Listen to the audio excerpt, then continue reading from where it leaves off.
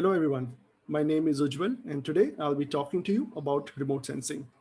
This is a topic that is really close to my heart because this is how I ended up in the geospatial industry. I first learned of remote sensing about 20 years back.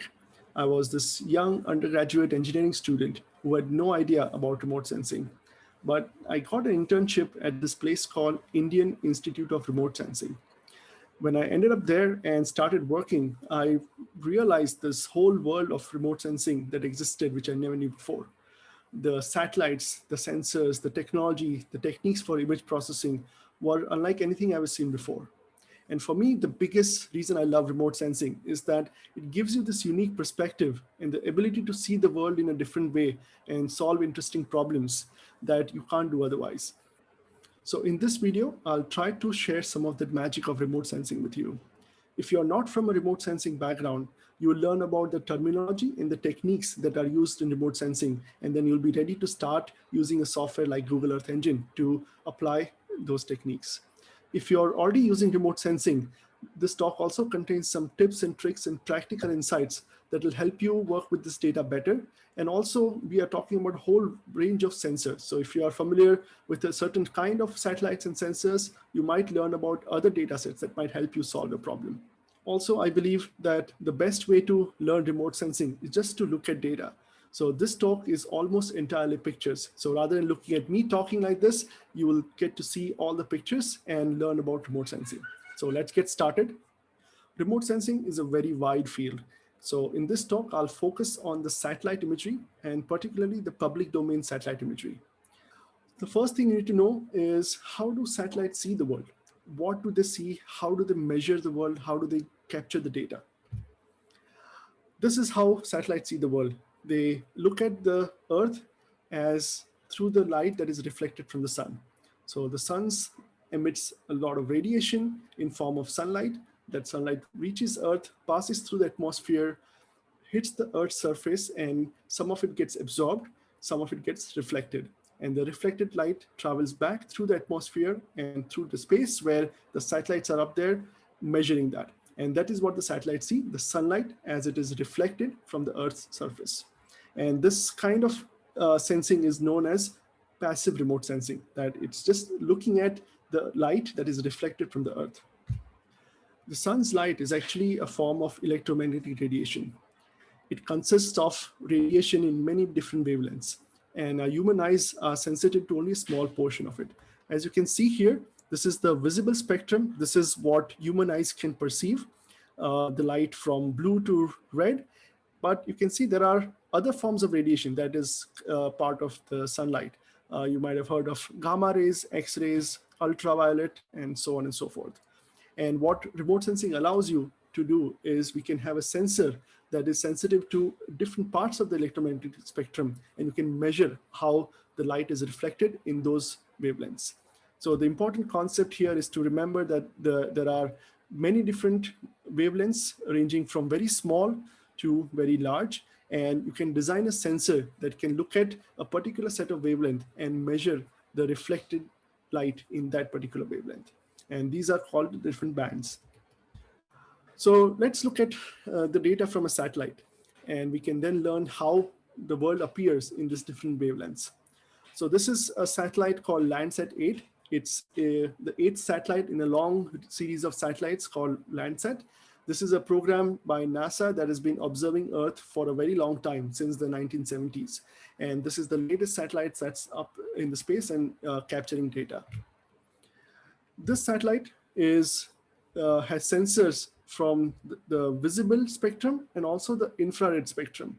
So let's just zoom into this part of the spectrum. And you can see here we are looking at the 400 nanometers to 13,000 nanometers. And this is the visible spectrum, the blue, green, and red bands. But we also have bands in other wavelengths, which the satellite is able to capture. So up here, these are all the different bands that the Landsat 8 satellite is capturing. And there are instruments aboard the satellite that are measuring the reflected wavelengths into this particular segments. And you can see there are the gray part here. These are the amount of light that is reflected in that particular wavelength. You can see there are certain wavelengths which gets completely absorbed by the atmosphere. So these are also known as the atmospheric windows. And you put a band that in that window, and you are able to look at the light that is reflected from the Earth's surface to the satellite. And the Landsat has many, many different bands. They range from 1 through 11. And we'll look at how the world looks in each of these different bands. You can see here there's a band here in a part of the spectrum where all the light gets absorbed. So why it is there, that's a surprise. We'll look at the data and I'll tell you all about it. So let's look at the world. This is what the world looks like to us. And this is high resolution satellite imagery for Bangalore. And you can see I selected this image because it shows you many different kind of land surfaces. There's water here. There is some bare earth here. There's vegetation cover here. And there's some built up area here. And we'll see the same area and how it appears to the Landsat sensors. First up is the first band. That band is called the coastal band. And that band is specifically used to study the coastal regions. The reason is that the water absorbs most of the sun's light and that appears quite dark. So if you're studying oceans and ocean water, you basically see everything as the same color because everything gets absorbed. So this band is also called an ultra blue, which is before the blue band, and which helps you identify different shades of blue in shallow water. So primarily used for coastal studies. Now let's look at this blue band. And this is what the world looks like if you just look at light that is reflected in the blue band. And you might ask, why is this not blue? Because whatever the satellite measures is just the amount of light that is reflected in that band. And it just measures everything in levels. So what you see as white is the more light gets reflected, the whiter the pixel. The more light gets absorbed, the darker the pixel. So when the satellite is looking at the world, it's just measuring how much is the light that's coming through from that particular surface. And if you look at the water, that absorbs most of the blue light, and that's why it's dark. Whereas, this surface reflects a lot of the blue light, and that's why it appears bright in the blue band. Similarly, this is how the world looks in green and red band. And our eyes also kind of get the same signals in those bands. And our brain composes this 3 different bands information into an image that we are used to seeing as a red, green, and blue image. Things start to get interesting when we move to the infrared band. So the 5th band in the Landsat satellite is called near infrared. And you can suddenly see the world appears very differently.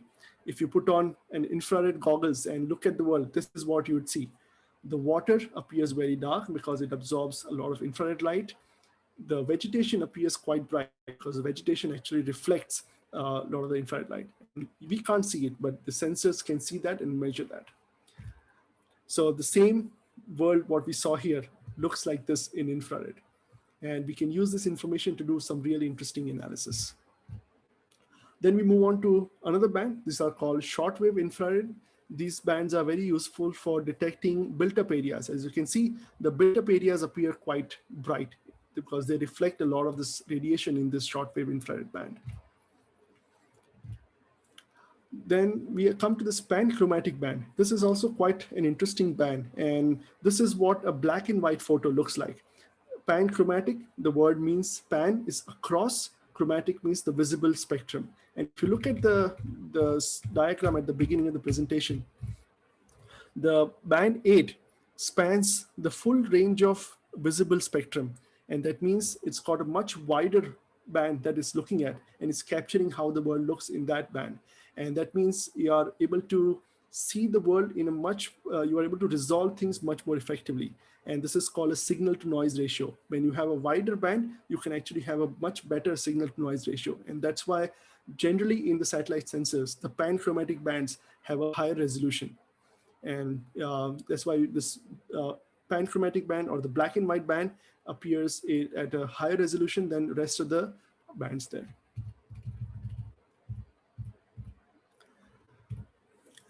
Now we come to this band called Cirrus, band 9. Remember the band I told you that's in the part where all the light gets absorbed. So why would we have a band there? So imagine we are looking at the world through the satellite, and most of the light gets reflected in this band, gets absorbed.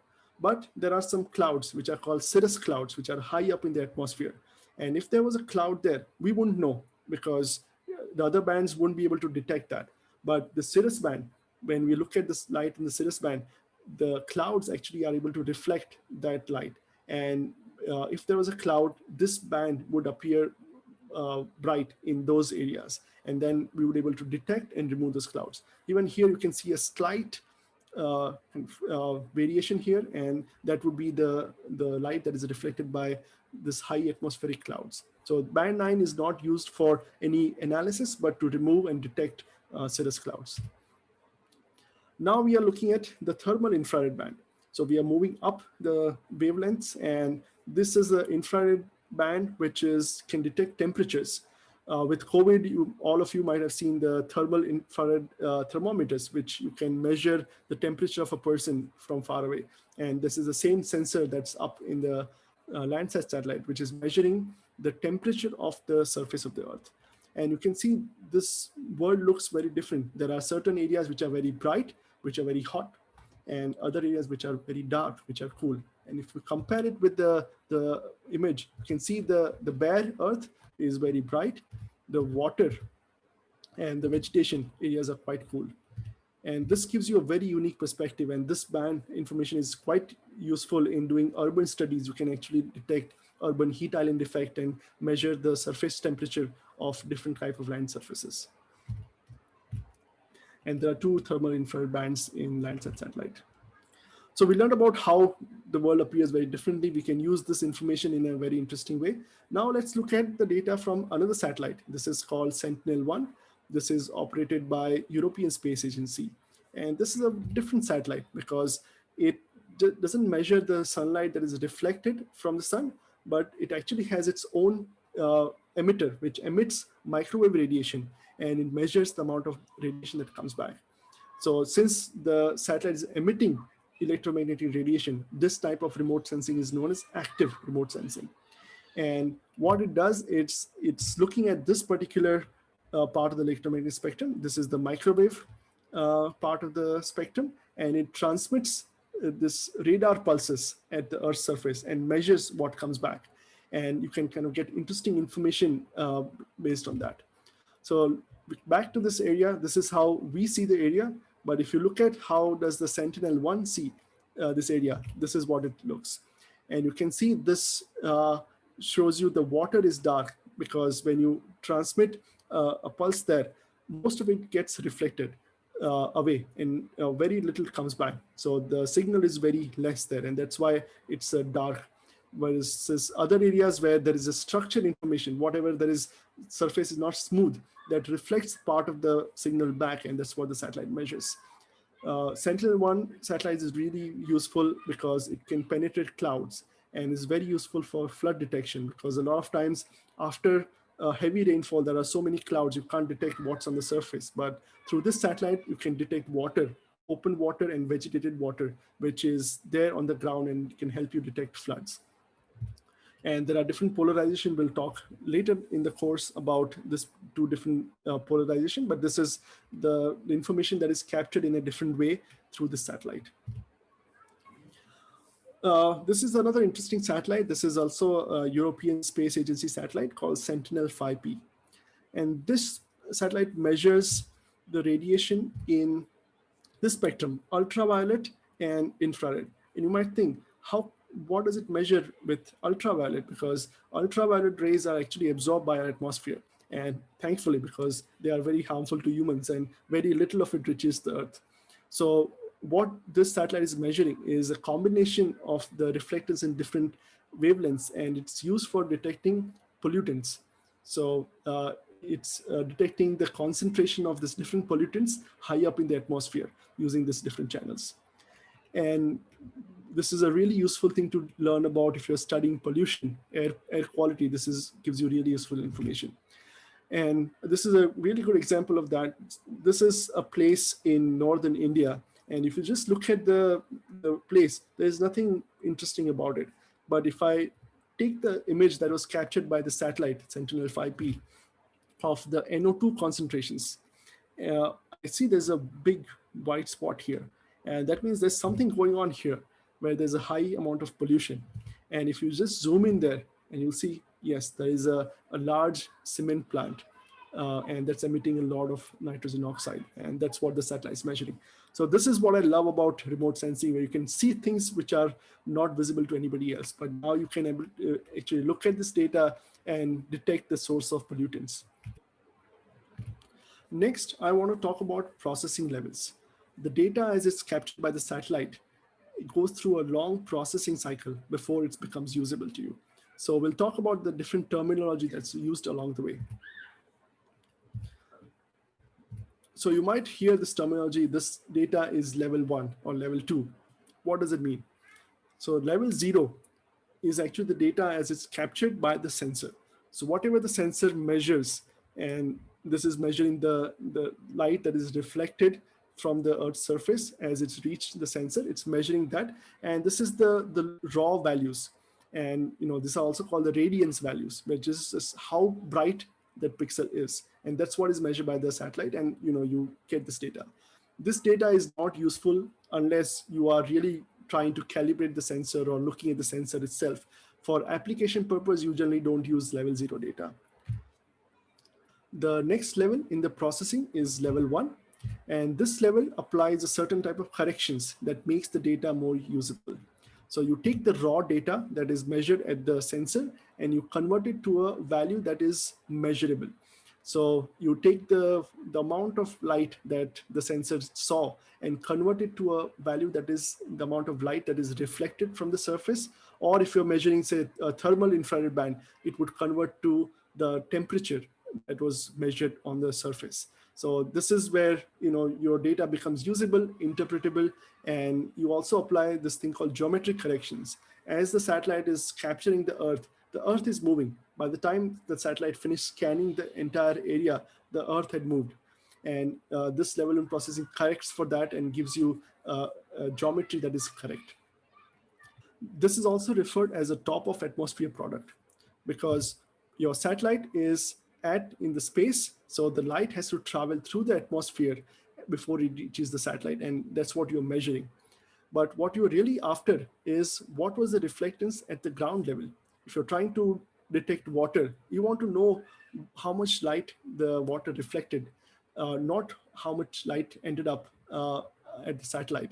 And once the light gets reflected, as it passes through the atmosphere, some of it gets scattered or absorbed, and the value would change. So what you're really after is the surface reflectance product. And that's the next level of processing, where you apply certain algorithms of what the atmospheric composition looked at that point of time. And then you take those values from the level 1 and correct them to what it would have been at the ground level.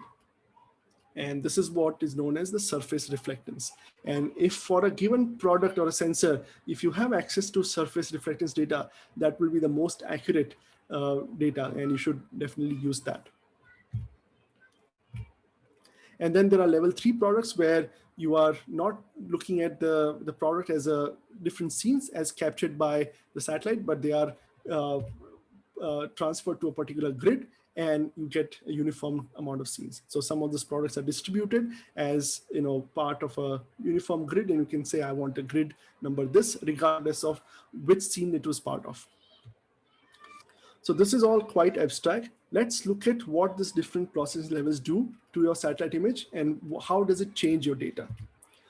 So earlier we looked at the Landsat data. This is an image of Landsat. And if you look at the raw data as it was captured by the satellite, and you query for a value and say, what does this pixel value mean in band number 5? And you would end up with this value like 13,381. Now, what does that mean? It doesn't mean anything, because that is just the amount of how bright that area looked in that particular band. So we need to convert this radiance values into a reflectance value, and that is more useful for that analysis.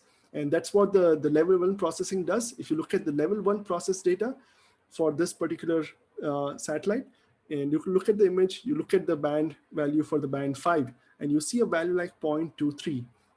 And now that makes sense. The 0.23 is a reflectance value. That means the light that was for that particular wavelength that this band is in, 23% of it got reflected, rest of it got absorbed. And that is very useful in analysis. Now you know for each pixel how much light was reflected in that band, and then you can use that for your analysis. But remember, this is still TOA reflectance, that is as measured by the satellite after the light has passed through the atmosphere. So you apply the next level of correction, which is the level 2 processing, and you end up with an image like this. And you can see the value changes slightly. And this is the real value of the amount of light that got reflected at that particular pixel. And you can't really know the value because your sensor is up in the space, but you can know the composition of atmosphere at that point, and you can correct for it. And then you end up with this value, which is more useful. Next, we'll talk about image resolution. This is also an important concept in remote sensing, and you need to learn about that to really find the right data set for your application. There are many, many different kinds of resolution. Many times when people refer to resolution, they are talking about spatial resolution. And this is essentially, resolution is how effective is your sensor at separating objects. So in a spatial resolution means that how smaller objects can you detect from your sensor. And if your sensor is high resolution, that means you are able to detect very small objects. If your sensor is low resolution, you are able to detect only large objects. So for example, if your resolution of your satellite is 30 centimeters, that means each pixel is 30 centimeter by 30 centimeter wide, and any object larger than 30 centimeter would be more than 1 pixel, and you can detect that. If it's an object that is smaller than 30 centimeter, you can't tell it apart because you can only measure stuff that is at least 30 centimeter. And that is also referred as the pixel size of the data, or GSD. So when you look at some satellite specification, that would say this satellite has a GSD of 1 meter. That means each pixel in the satellite image refers to 1 meter on the ground. Another kind of resolution that is important is the temporal resolution. How frequently can the satellite capture the same area again? And if you're doing studies of an area, you need to kind of monitor the area. You need to know, when can I get an image of this area next? And this is also known as a revisit time. And there are satellites which have different revisit times, and we'll talk later more about that. Another kind of resolution is the spectral resolution. That means how many different bands you are capturing the data on. As you saw earlier, the Landsat satellite has 11 different bands. So now you're able to capture the information in so many different bands, versus if you look at some of the high resolution satellites, they'll be capturing data only in 3 or maybe 5 bands. So those have lower spectral resolutions versus the other sensors. The last one is something called a radiometric resolution. And that means how many different levels of brightness your satellite can measure. Remember, I showed you that pixel and the value was 13,386. Now, how many different levels of those values can the satellite detect? If the 2 pixels are almost the same, but they have slight variation in the reflectance, can your sensor detect that? And depending on the satellite type, it can detect many, many different levels of grayscale variations. And then that would allow you to see those objects and distinguish between them. This is also known as a bit depth. So let's look at all of these resolutions in detail. First up is the spatial resolution. We'll look at the data from a low resolution to high resolution and see how that matters. This is data from a satellite called SMAP, which is measuring soil moisture on the surface.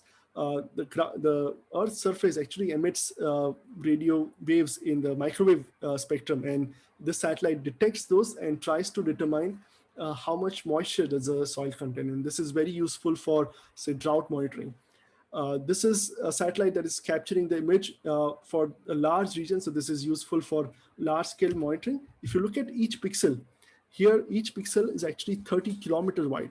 So if you zoomed in more, everything will be the same value, and you can't distinguish objects that are smaller than 30 kilometers. But this is useful for regional level monitoring. As you can see, if you overlay this on a state level, you can see which parts of the state have currently dry conditions, or they're experiencing anomalies in the soil moisture. And that is useful for a regional level tracking of drought. Going one level up, this is another data set called chirps. And this is measuring precipitation from satellite and combining with the ground data to give you this data set, which is 6 kilometer in resolution. That means each pixel now is 6 kilometer wide. And that means you are now able to do a much more detailed analysis at, say, admin 2 level, a district level. You can see this pixel, you can see the variation in the rainfall of this data.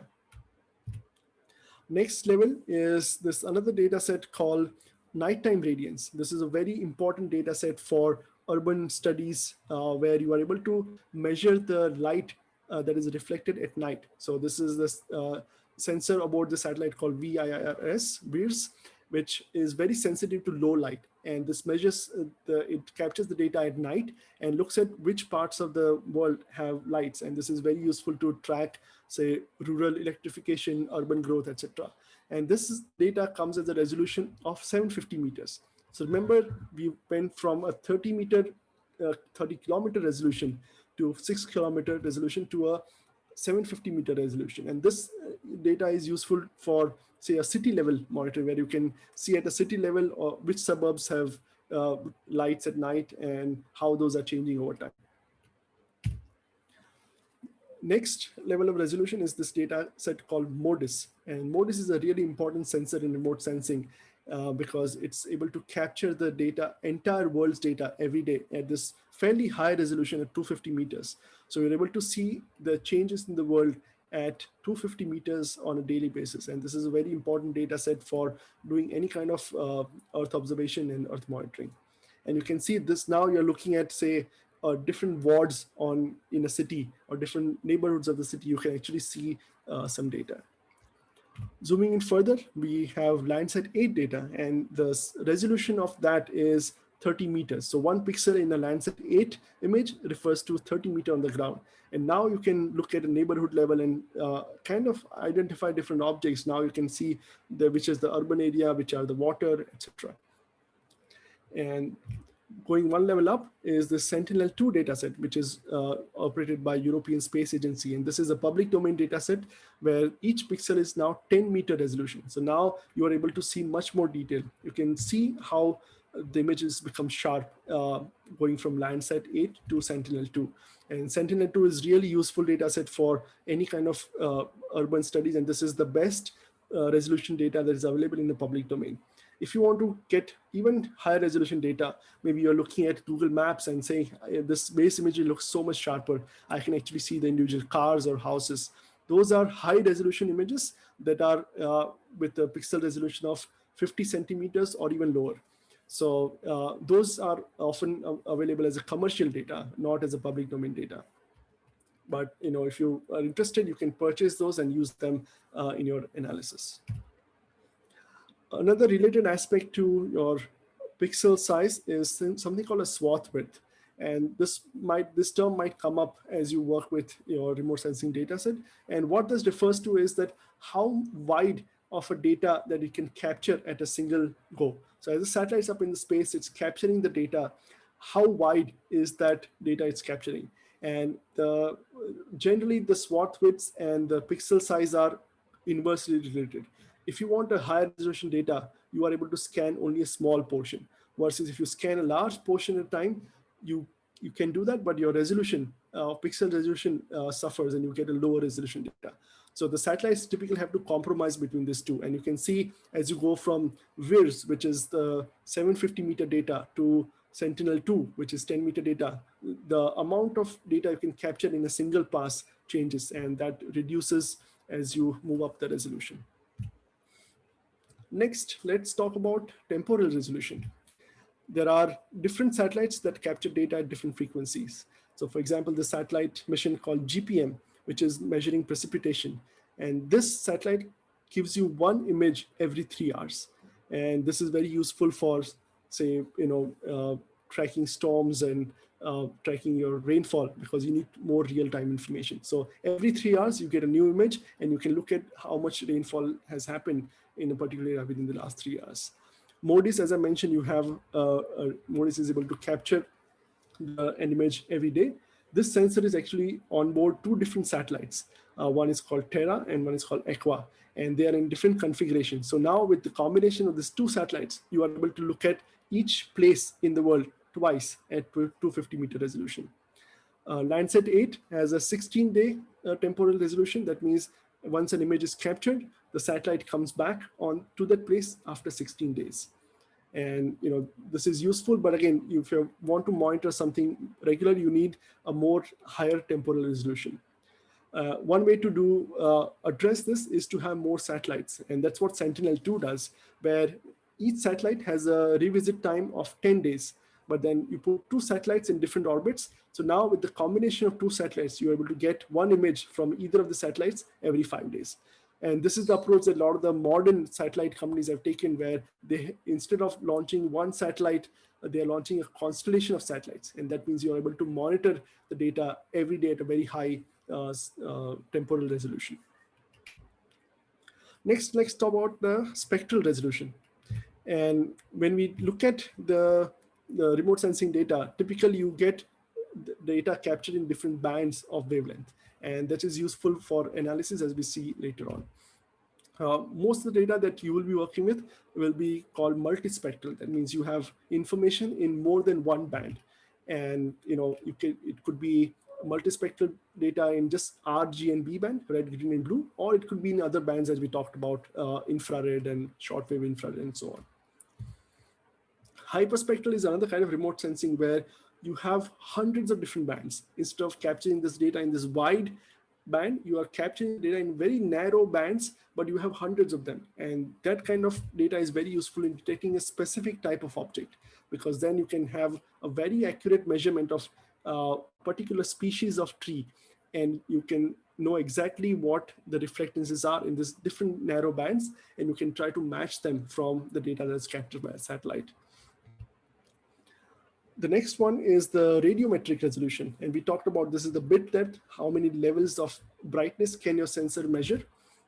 And again, different satellites have different radiometric resolutions. If you look at the old Landsat satellites, and this were early in the 70s, and the technology wasn't that great, then they were able to take the data only in a 4-bit. That means they were able to measure the brightness in only 0 to 63. So if the light got completely absorbed, it would be 0, and all of the light got reflected, the value would be 63. So you can have only 64 levels of information in your data, and that means if there are two objects which are very similar, they would have a similar value, and you can't really tell them apart. As the technology got matured, you have data that is captured in a more number of bits. So you have Landsat 4 to 7 that were 8-bit data. Most of the modern satellites are 12 bits or higher. And that means you have many, many different levels of information that can be measured through that.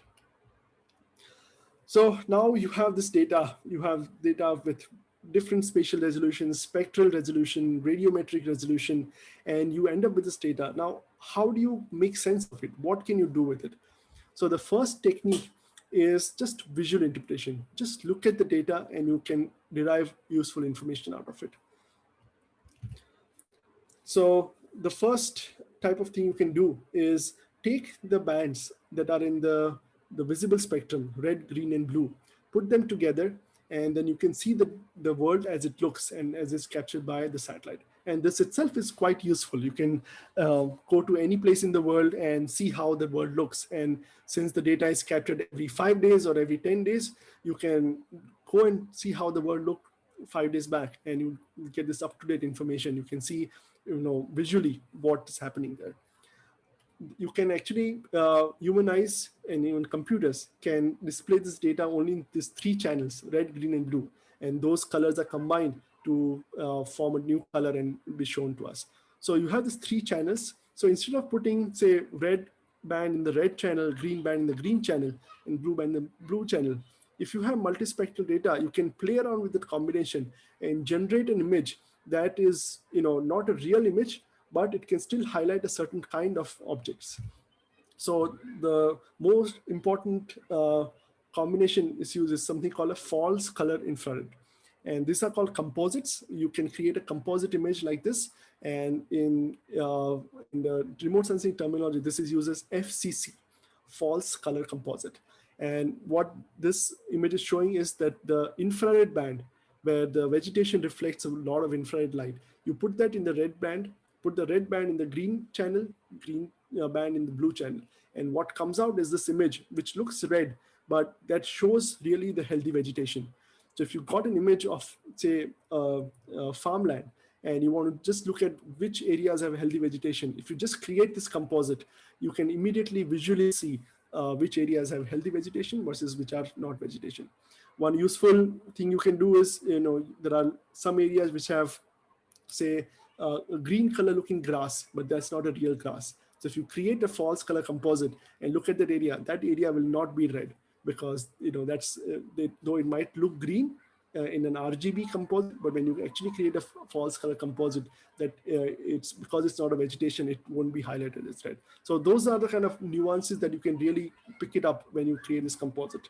There are many different composites. This is a composite where you can highlight the urban areas. And as I mentioned, the shortwave infrared is a light get reflected by the built-up areas. So in this case, if you're trying to map urban areas, you can create this composites there. This is another composite that is for detecting agriculture areas. And those are useful for creating, say, maps, or you're trying to map or detect areas visually. These are the kind of compositing technique you can use and display this data. Now moving from a more visual approach to a more analytical approach, where you're not only looking at it, but you have computers, you have algorithms, you can now detect stuff automatically through the satellite imagery. And that is a really exciting part of remote sensing. And most of the time, any application that you want to do, it will involve some kind of indexes or band ratios. And that's what we'll learn about now. So let's see how this band ratios work by looking at how they apply to an image. This is a Sentinel II image of the same area that we've been looking at. Let's say you want to extract all the areas that are vegetation. You want to compute what is the total area of vegetation in this particular image. How do you do that? As we learned, the vegetation has a very high reflectance in NIR band and very low reflectance in red band. So if you take a ratio of NIR and red band, so take the value in the NIR band divided by the value of the red band, the vegetation will have a very high value and rest of the features will have very low value. And then you can have a cutoff and say anything higher than this is a vegetation. And to do this, you can take a band ratio, or you can do even something better, which is normalizing. That means you take the ratio, but you first subtract the values and then divide it by the sum of it. And this is called a normalized difference. And what this does, it gives you a value in the range of -1 to 1. And that makes it easy. Depending on your sensor, you might have different ratios, but the normalized ratios would be always -1 to 1. And then you can say anything higher than a certain ratio is vegetation. And this is one of the most important indexes in remote sensing. It's called NDVI, Normalized Difference Vegetation Index. And this is nothing but a ratio of the near infrared and red band. And you can see when you do that, it highlights all the vegetation.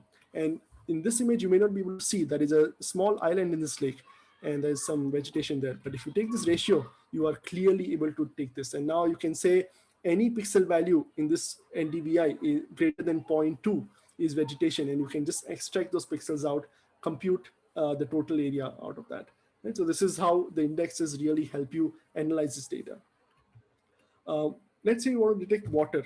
So coming back to our chart, the water can be effectively detected using this ratio of green and red bands. And you can see no other features has the similar pattern in those bands. So when you take a ratio of the green and red band, you end up green and NIR band, you can actually end up with this index called NDWI. And because water absorbs a lot of the infrared light and reflects green light, you are able to just detect those pixels which have this high values in this ratio. And you can see from this image, if I give you this image, you may not be able to identify pixels visually, but if you just take this ratio, you can see all the surface water. So for surface water mapping, this is a really useful index called NDWI. Next one, let's see how we can detect urban areas. You can see the other two features we saw. They have lower values in shortwave infrared and higher values in other bands. But this one is different. So if we take the ratio of the shortwave infrared and the near infrared bands, and that would highlight the built-up areas. And this is known as a normalized difference built-up index, NDBI. And this shows you exactly what are the built-up areas. If you see here, this is the lake, and there's a jogging path around this lake. And if you look at this built-up area, you can see this is the concrete that is reflecting higher in the shortwave infrared band, and that shows up in the NDBI index. So we learned about different indexes. There are hundreds of them, and depending on an application, you'll have to find the suitable index and apply that to your data, and then that'll help you extract and detect the particular kind of feature that you're looking at. The last bit that I want to cover is that not all data has equal access. And depending on what you want to do, you might say, I want this data is ideal for my application, but there are some challenges that you may have to face depending on the data access. So the first type of data is something called a real-time or near real-time data. That means you are able to access this data very fast after it was captured. And this is typically the weather data that is made available very shortly, the data such as MODIS, which is again available within a few hours of capture. And this is very useful where you're trying to have a real-time application on the satellite data. As you kind of move towards a more higher resolution data, they need to go through different processing chains, and that means there is a higher latency involved in getting access to this data. This real-time data, again, they do not get atmospheric corrections, or they do not get certain type of corrections, because they would just get this data, do the basic processing, make it available to the users for the real-time application. Most of the providers would then provide you with a standard product that is corrected, calibrated, and which is much more useful for scientific analysis. And again, there's a latency of many weeks or days before this product is available. And this is because the correction would depend on maybe some other data sets that have a latency, or maybe a human has to look at and validate this data before this is made available to the public. There is the third kind of latency, which is reprocess. That means right now, maybe the provider has one algorithm for doing, say, surface reflectance. And maybe there's more research and they find that there's a better way to process this data that is more accurate. And then they would make a reprocessed version of this data available at a later stage. So sometimes when you're searching for some data, you'll say, do you want a standard product or a reprocessed product? And then you now know what that means. The data access, as I mentioned, we have all the data that I've shown you today, be it the night lights data or the Sentinel II data. These are all public domain data. That means it's freely available to the public at no cost. And this is really important from scientific perspective, from usage perspective, where you are readily able to access this data through a platform like Google Earth Engine. There are certain data sets which are free, but after some time, because a lot of these applications, the most valuable applications are immediately after. Many people are willing to pay for data that is captured and made available in real time. So a lot of the providers would make this available at a cost, but the older data, after a few months, they would say, now you can just access this data for free. And that's kind of a dual pricing model that has, and the WIRS nighttime data has this model where after 3 months, you are able to access the data. So if you want to know what happened yesterday or last month, you may have to pay for this data, but if you want to know, do a time series analysis of last 5 years, you can take this data free of cost. Then there's commercial data that you don't get any data for free, but you get a license, you pay for it, you get a license for a specific use case or a specific imagery, and then you can access it through the data. And most of the high resolution data, which is sub-meter pixel resolution, those are available as a commercial data. Another important thing to know about the satellite is the value of the satellite data comes from the fact that many of the satellites have been capturing data for decades together. And that has formed this long-term historic record of the Earth's surface. And if you're studying a phenomena like land use change or global warming, these are the kind of phenomena that requires this long-term historic record. And that is something that's available now. So just as to show you this, this is data from Landsat, and Landsat has been capturing the data since 70s, and most of the data from 80s is now available. So now last 40 years, you are able to look at any place on Earth and see how that place has changed. And this is one of the lakes in Bangalore that is kind of dried up over time, and you can see over the years what has been the situation in this lake. And not only you can see this visually, but since this is remote sensing data with different bands, you can actually do analysis and extract stuff out of it. So the same area, now I'm looking at the NDWI band and NDWI ratio, and I can now look at how the surface water for this lake has changed over different time. And this is very useful when you are trying to track the amount of surface water over time. Maybe you are trying to tackle a water crisis and want to understand how different phenomena affect the surface water. This kind of a long-term historic record is really useful. So that's it from my side. That was quite a lengthy introduction to remote sensing, but I hope you get an idea of what remote sensing can do and what type of data is available. If you want to test your knowledge and just revise some of the concepts, I have a quiz for you. Do try out the quiz and let me know what you think. Thank you.